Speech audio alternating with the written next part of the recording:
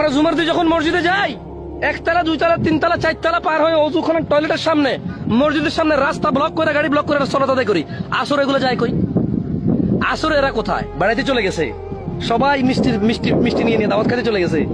ওকে, তো আমার এলাকার গুলো ওই এলাকায় দাওয়াত খেতে গেছে, ওই এলাকা থেকে তো কেউ আসছে দাওয়াত খেতে আমার এলাকায়। তো এরা আসর নামাজ আসার পরে কেন রাস্তায় মানুষ হয় না? কেন মসজিদের দুতলা ফুল হয় না? কেন তিনতলা ফুল হয় না? টয়লেটের সামনে মানুষ কেন আসে না? কেন মানুষ প্রয়োজন বোধ করে না যে মসজিদটা তিনতলার বদলে 6 তলা হওয়া উচিত? বিকজ তিনতলা ফুল হওয়ার পরে টয়লেটের সামনে নামাজ পড়তে হয়, রাস্তায় নামাজ পড়তে হয়। কেন এটা হয় না? কারণ এরা শুধু এরা অনুষ্ঠান পালন করে। শুক্রবার এরা অনুষ্ঠান পালন করে, ছুটি পালন করে, কাজা পালন করে। এদের একটা নামাজ পড়ার জন্য পুরো একদিনের ছুটি লাগে, হয় নাকি এটা?